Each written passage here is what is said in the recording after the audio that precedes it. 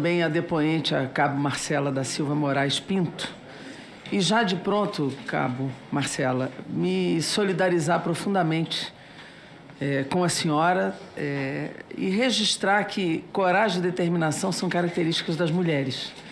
E foi o que a senhora expressou no dia da ação, principalmente das mulheres. Principalmente das mulheres. E dizer que, da nossa parte, como mulheres aqui do trabalho, o protagonismo das mulheres nem sempre é aceito pelos homens, né? E a violência com que a senhora foi agredida, atacada, colocou em risco, de fato, a sua vida. Como, aliás, a gente tem dito aqui que o comando da PM do GDF colocou em risco os seus colegas de farda e a Polícia Legislativa aqui no Congresso Nacional. Então, eu quero aqui primeiro registrar a minha solidariedade, a minha admiração pela sua atitude e agradecer, de fato, a sua ação, independentemente do sufoco que a senhora passou e do risco que o próprio comando da PM lhe colocou. Além disso, eu quero expressar aqui, presidente, que essa decisão do ministro Nunes Marques, ela é muito agressiva à CPMI. E, de fato, é uma atipia, porque eu não me lembro de outros casos, talvez tenha um, mas não me lembro de outros casos em que alguém foi impedido de vir a um depoimento da CPMI. É como se dissesse, você não vai à Polícia Federal depor, você não vai à polícia depor.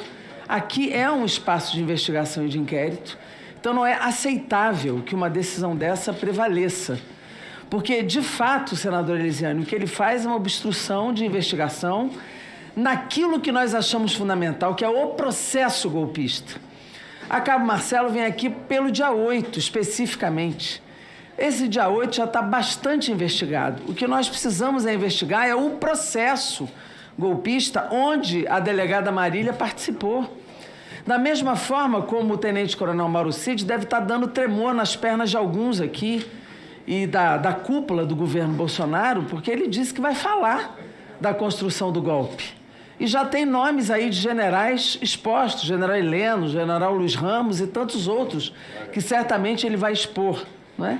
Da mesma forma, como é importante a gente colocar aqui que esse ódio que foi expresso, a violência que foi expressa com a Cabo Marcela, não é do dia 8.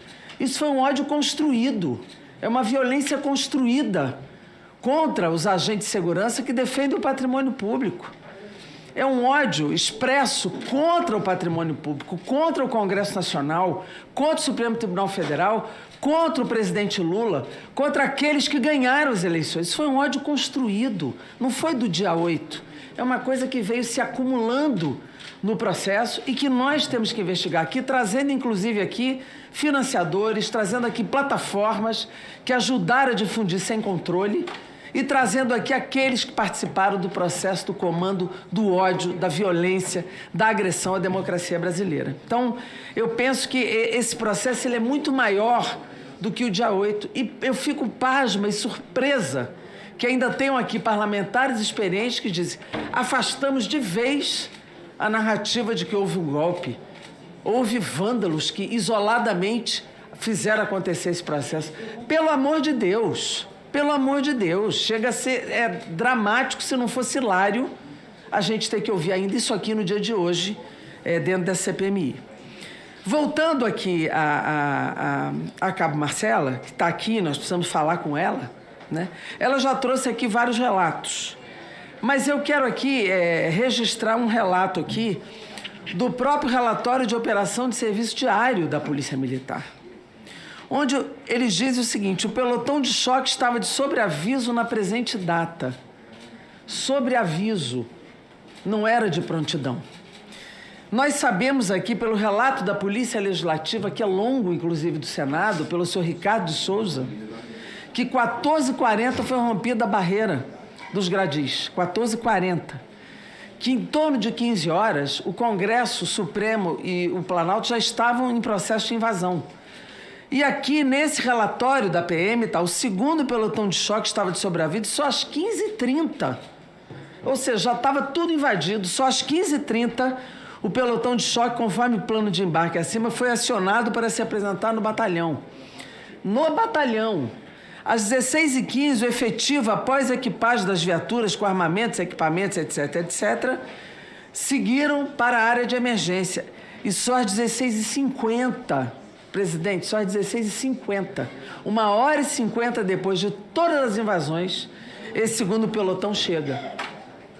Ou seja, nós tínhamos um batalhão de choque de 20 diante de 4.000, de uma agressividade que o próprio relato aqui diz: o grupo teria se deparado com manifestantes portando gandolas militares, máscaras de gás, mochilas e bastões, além de coquetéis molotovs, pedras, paus, fogos de artifício e estilingues. Estilingue chega a ser piada, né? Mas ele existia. Mas tudo isso aqui estava na mão desses manifestantes. E eu quero que a senhora me diga, pelo menos, se é praxe, sabendo de tudo isso, do que os manifestantes portavam, se é praxe chamaram, botar um pelotão de sobreaviso e ele chegar 1h50 depois de um processo já completamente detonado de agressão, de violência e de invasão do patrimônio público. Sim, senhora. Normalmente, a questão do caso que eles estavam de sobreaviso, né? O tempo para que se chegar ao batalhão é de até 1 hora. É o tempo previsto de batalhão até chegar 1 hora. Chegar ao batalhão, fazer toda a equipagem de material, de uniformização, mais 1 hora.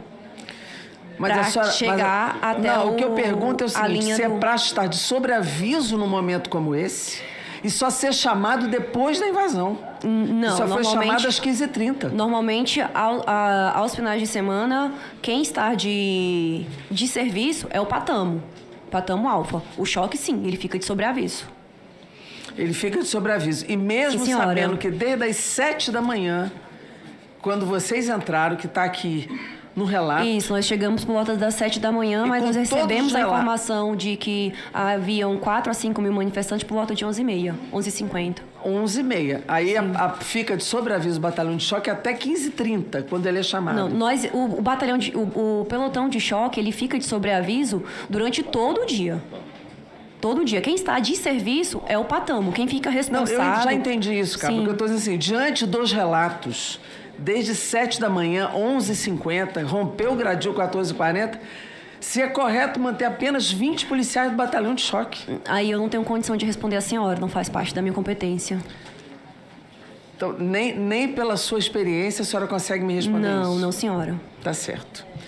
Um segundo aspecto que eu quero levantar aqui, presidente, e perguntar a ela o seguinte: tinha também bomba de gás lacrimogêneo na mão dos manifestantes, pelo relato da Polícia Militar, que está aqui na minha mão. A senhora observou se pessoas ali tinham treinamento militar desses manifestantes que atacaram vocês? Nós observamos quem estava mais à linha de frente, né? Nós observamos que eles tentavam dar um mínimo de organização aos ataques que estavam sendo feitos, né? Tinham, sim, os vândalos com máscara, tinham vândalos com luvas, eles estavam com umas blusas de mangas mais compridas, tinham sim. Tinham sim. Então a senhora considera que isso era uma manifestação pacífica de patriotas? Desses que estavam nos atacando, não. Tá bom. Terceira questão que eu queria levantar aqui, presidente, é se nessa atitude do Exército estava sob comando, no caso do general Dutra, se eles se recuaram e deram a impressão de um acompliciamento com o processo golpista. No momento que nós atuamos junto com o Exército, eles se mantiveram ao nosso lado durante todo o tempo. Mas foi diferente do que foi o depoimento do outro tenente ali, que ele disse que o pessoal não agia, não prendia, não atuava. Eles, no momento em que foi efetuadas as prisões dentro do Palácio do Planalto, eu não estava presente. Eu estava presente com a outra linha. Então a senhora não viu? Não, senhora. Por fim, presidente, dizer o seguinte: diferentemente do tenente Reis que aqui esteve, sargento Reis, que disse que veio fazer um turismo golpista, que ele disse que estava com o filho, com a mulher, veio fazer um turismo golpista por aqui. Eu acho que essa é a frase que lhe cabe, né? Que ele era um turista golpista na manifestação, subiu na cúpula do Congresso. Né? A Cabo Marcelo, que é policial militar também, teve uma atuação diferenciada, firme e colocou a sua vida em risco. Como também a Graziella, da Polícia Legislativa, uma outra mulher que também foi profundamente agredida e teve a sua vida colocada em risco. Então, eu quero aqui só afirmar, presidente, que para além de nós temos que investigar não só o dia 8, mas o processo, dizer que nós precisamos aqui aprovar alguns requerimentos de deliberação para que a gente faça segurar o passaporte do senhor Bolsonaro e da senhora Michele, para que a gente consiga olhar a movimentação financeira deles de perto e que a gente traga de volta aqui o tenente-coronel Mauro Cid assim que ele fizer a sua delação premiada. Obrigada, presidente.